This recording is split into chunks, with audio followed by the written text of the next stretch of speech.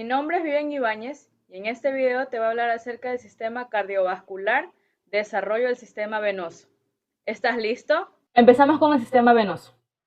A la quinta semana de desarrollo se van a distinguir, en este caso, tres pares de venas, las cuales van a ser las principales. Las primeras serán las venas vitelinas, como vemos en esta estructura, o más conocidas como onfalomesentéricas. Estas van a transportar sangre del saco vitelino al seno venoso. Las segundas serán, en este caso, las venas umbilicales, las cuales van a ser estas, que se van a originar en las vellosidades coriónicas, como vemos en esta estructura, y van a transportar la sangre oxigenada al embrión. Por último, vamos a tener a las venas cardinales que van a drenar el cuerpo del embrión. Estas son las estructuras de las venas cardinales. Vena cardinal anterior, vena cardinal posterior, y la unión de estas va a dar como resultado a la vena cardinal común. En la imagen observamos al seno venoso con una cara posterior, que esta va a estar conformada por un lado, derecho e izquierdo. Este seno venoso recibe sangre de estas dos. Cada asta recibe sangre de tres venas diferentes. En el asta izquierda vamos a encontrar a la vena vitelina u onfalomesentérica, la vena umbilical izquierda y la vena cardinal común. En este caso, vamos a encontrar la comunicación entre el seno y la aurícula, que es amplia. Este se va a denominar como unión sino-auricular. La entrada al seno se desplaza hacia la derecha debido ante todo a la presencia de cortocircuitos sanguíneos izquierda-derecha en el sistema venoso durante la cuarta y quinta semana. Estas líneas punteadas nos van a indicar que es la entrada del seno venoso a la cavidad auricular. Tenemos varias estructuras en esta unión. Tenemos a la vena cardinal anterior, a la vena cardinal posterior, y acá también vamos a tener a la vena cardinal posterior. Tenemos aquí en el lado izquierdo a la vena umbilical, en el lado derecho a la vena cardinal común, en el lado izquierdo a la vena vitelina. Con la obliteración de la vena umbilical derecha y la vena vitelina izquierda en la quinta semana, el asta del seno izquierdo del seno venoso pierde su importancia.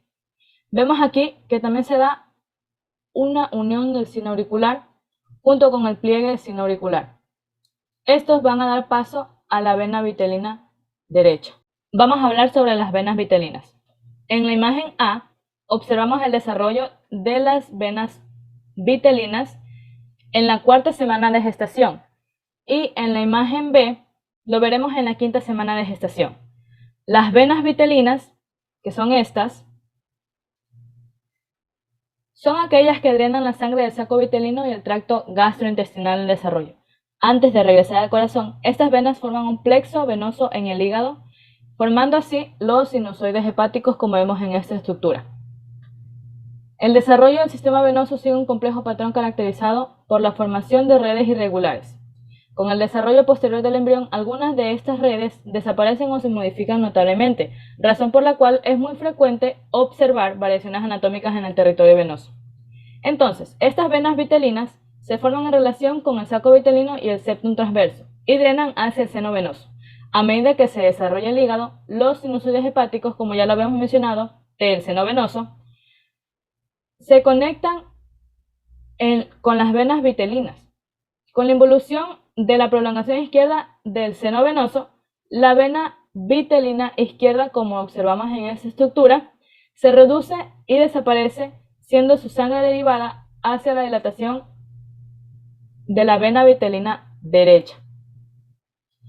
En este caso, la porción terminal de la vena vitelina derecha, que es aquella que es extendida entre el hígado y el corazón, forma la porción terminal de la vena cava inferior.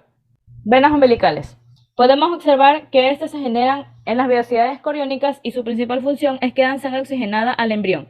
Estas al principio pasan por ambos lados, pero no obstante se conectan con los sinusoides hepáticos. La parte proximal de ambas venas, asimismo el resto de la vena umbilical derecha, desaparecen, de manera que la vena izquierda es la única que transporta sangre en la placenta amiga.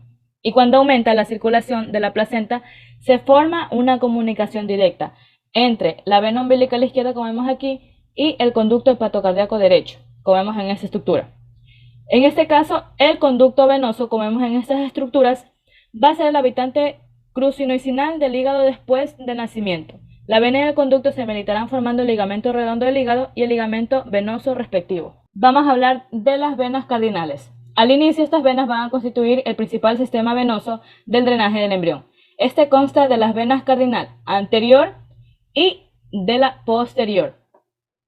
Dichas venas cardinales anteriores van a drenar la parte cefálica del embrión y en este caso las posteriores van a drenar el resto de él.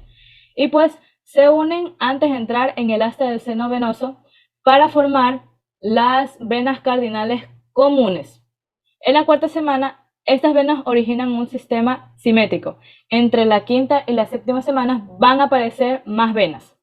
En este caso van a ser las venas subcardinales, que en este caso van a estar en el segmento abdominal, que drenan todo lo que es parte de los riñones. Vamos a tener las venas sacrocardinales, que drenan las extremidades inferiores, y también vamos a tener las venas supracardinales, que van a estar en el segmento torácico, que drenan la parte corporal por medio de las venas intercostales, asumiendo en este caso las funciones de las venas cardinales posteriores.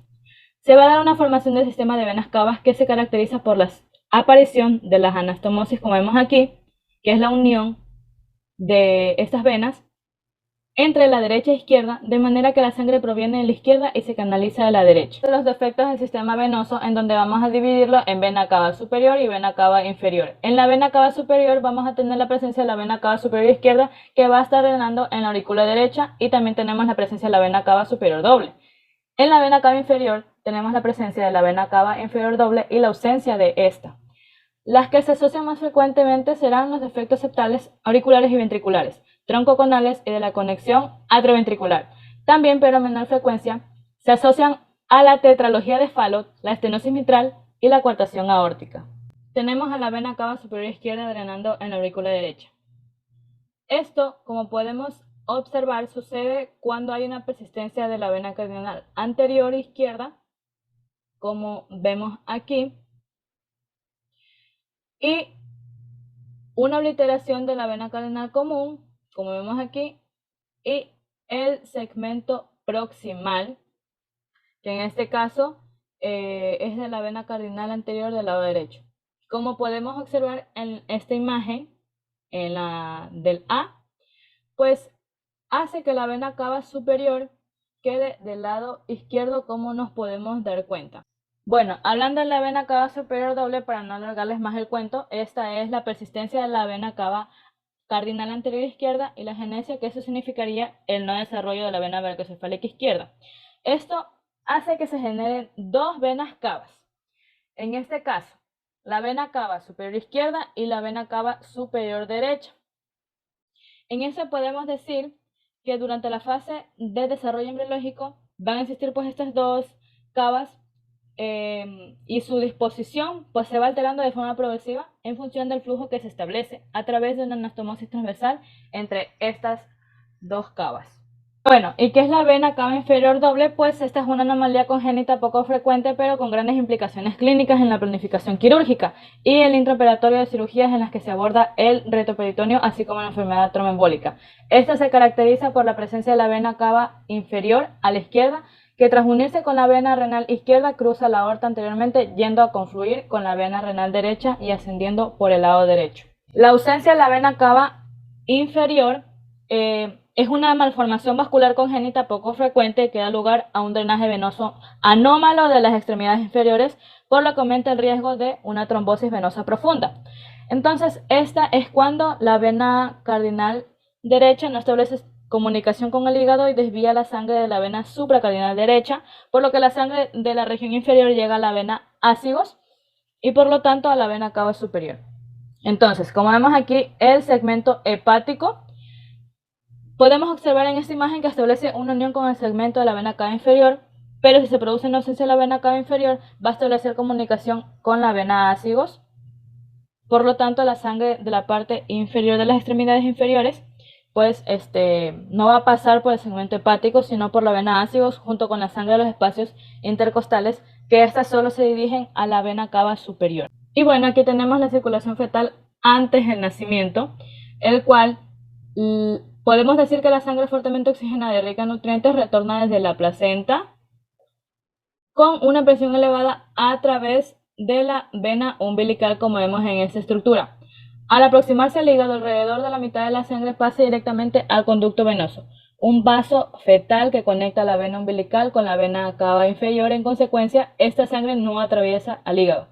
La otra mitad de la sangre procedente de la vena umbilical alcanza los sinusoides hepáticos y se introduce en la vena cava inferior a través de las venas hepáticas. Entonces, el flujo de la sangre a través del conducto venoso está regulado por un mecanismo de tipo esfínter situado en la proximidad de la vena umbilical. Cuando el esfínter se contrae, aumenta la cantidad de sangre dirigida hacia la vena porta y los sinusoides hepáticos, disminuyendo en este caso lo que se dirige hacia el conducto venoso. Bueno, esta es la circulación fetal posterior al nacimiento. Como nos damos cuenta aquí, luego de campliar, en este caso el cordón umbilical, el bebé deja de recibir oxígeno y nutrientes en la madre.